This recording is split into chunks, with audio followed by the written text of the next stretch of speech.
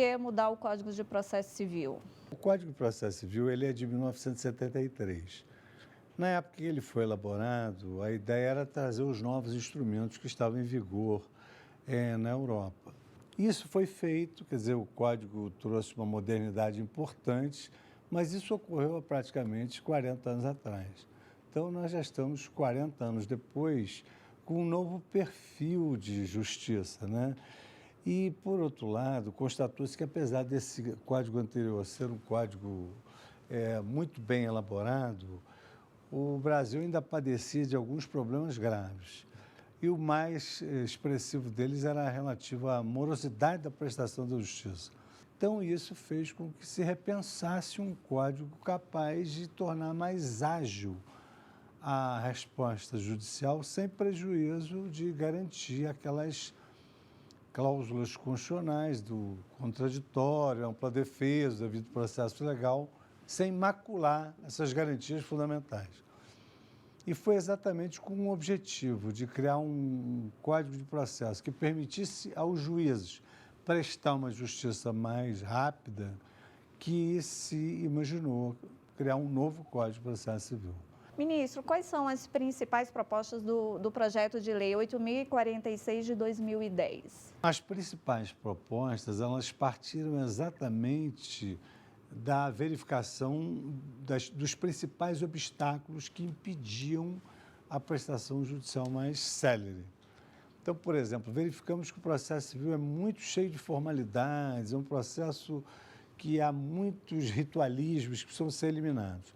Em segundo lugar, nós verificamos que o processo civil brasileiro é um processo que contempla uma infinidade de recursos e que todos têm o direito de utilizar. Se o sistema contempla uma infinidade de recursos, o cidadão tem o direito de utilizar desses recursos. Então, há uma prodigalidade recursal que também precisou ser eliminada. E finalmente, há uma litigiosidade de massa no Brasil muito grande, milhões de pessoas litigam em juízo.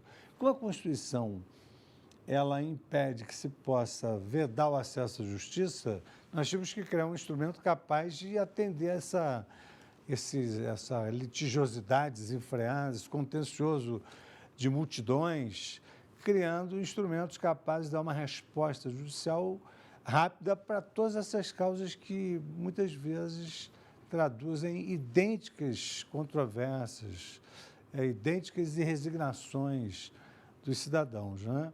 Então, foi enfrentando isso que nós criamos várias inovações para atender a esse obstáculo. A primeira delas foi a simplificação do processo. Eliminamos uma série de formalidades para que o juiz ouça o autor, ouça o réu e depois ele possa decidir.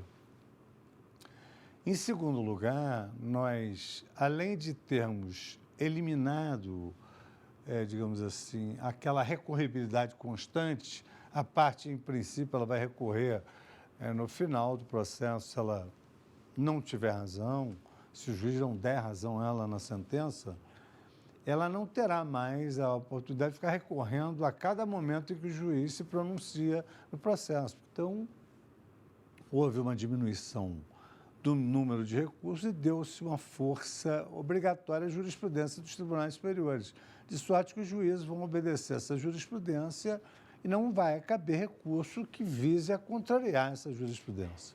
O que diferencia o novo código dos anteriores? Esse código se difere exatamente porque ele faz uma fusão entre os institutos do sistema romano-germânico e do sistema anglo-saxônico, pegando o que há de melhor desses dois sistemas para embutir no novo Código de Processo Civil. Então, por exemplo, nós continuamos mantendo um procedimento escrito, que é característico do sistema romano-germânico. O juiz ouve ambas as partes, mas, ao mesmo tempo, nós damos força à jurisprudência, que é a matéria-prima com que o juiz pode decidir. E, com isso, nós, na verdade, estamos adotando, de alguma maneira, a técnica do precedente judicial, né, que é uma característica do sistema da common law, que é baseado na justiça e na razão. Então, os precedentes agora terão uma força obrigatória, informarão os juízes na hora de decidir, impedirão recursos que visem a contrariá-los e darão força à jurisprudência, transformando as decisões judiciais em decisões iguais para as pessoas que têm o mesmo problema. É a fórmula que se encontrou de fazer valer o princípio da isonomia, que é a igualdade de todos perante a lei e perante a justiça também. O Código tem uma parte geral que nunca teve, porque são regras que se aplicam a todas as formas de prestação da justiça. O Código inova, trazendo novos auxiliares para que os juízes possam dirimir questões técnicas difíceis com auxílio de um amigo da corte que só intervém para facilitar. Uma novidade muito interessante é a modulação da jurisprudência, porque às vezes a jurisprudência muda de uma hora para outra e pega de surpresa o cidadão e o Estado. Então, agora, uma modulação dessa jurisprudência. Como nós tínhamos assim, a percepção nítida de que recorrer era uma aventura judicial que fazia com que o processo demorasse muito, nós também consagramos uma sucumbência recursal, quer dizer, recorrer agora não é uma aventura, pode custar caro. Enfim, novos instrumentos, porque é realmente um novo código. O novo Código de Processo Civil vai privilegiar a mediação e a conciliação?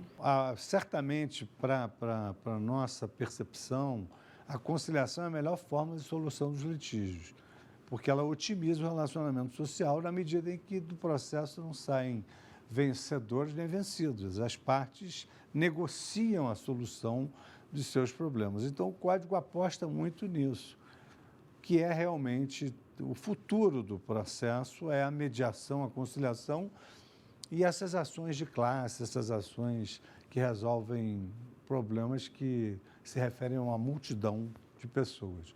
Então, o Código investe na conciliação, transforma essa conciliação num momento propício, não deixa para prever a conciliação depois que as partes já gastaram dinheiro, já não tem mais interesse em fazer acordo, coloca como um ato primeiro do procedimento, se o juiz entender cabível, se as partes demonstrarem predisposição.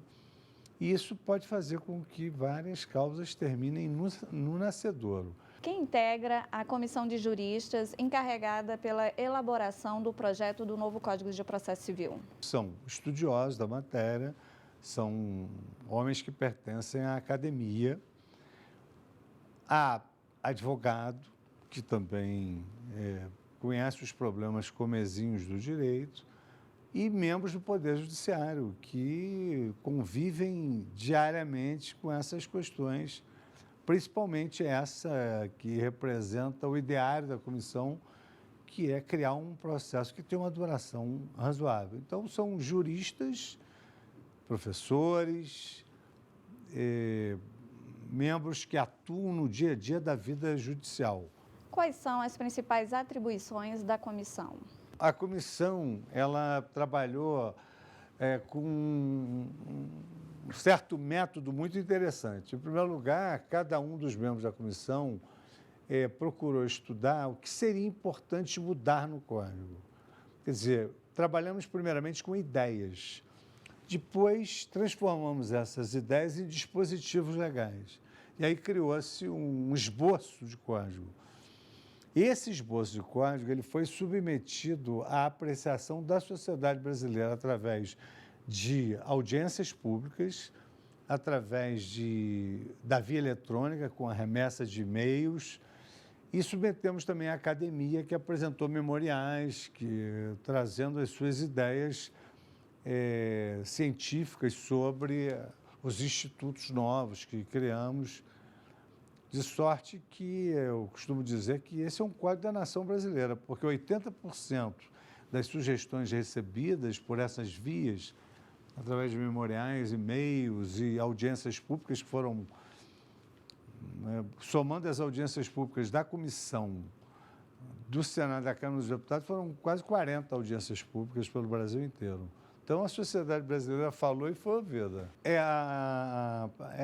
interessante isso, que legitima, né, democraticamente o Código. E nós ouvimos vários políticos experimentados afirmarem que o Código de Processo Civil era a lei com a maior legitimação democrática que já tinham visto anteriormente, porque, além de juristas que, evidentemente, participaram das audiências públicas, vários cidadãos tiveram voz nessas audiências.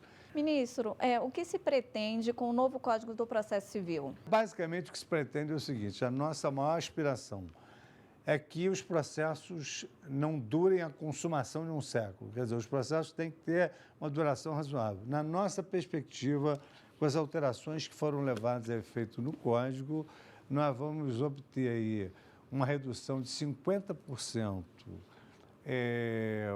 na duração dos processos normais, usuais, e 70% na duração dos processos de massa, que englobam essa gama de ações que são propostas por uma multidão de pessoas, como, por exemplo, hoje há 1 milhão de ações propostas por 1 milhão de poupadores em cadeias de poupança. Nós criamos um instrumento através do qual os tribunais superiores, com uma só decisão, vão pacificar uma série de demandas e, com isso, dar uma solução igual para todos, que têm a mesma situação jurídica, e num prazo previsto na lei de 1 ano e meio, o que é extremamente razoável para a solução de inúmeros processos de uma só vez.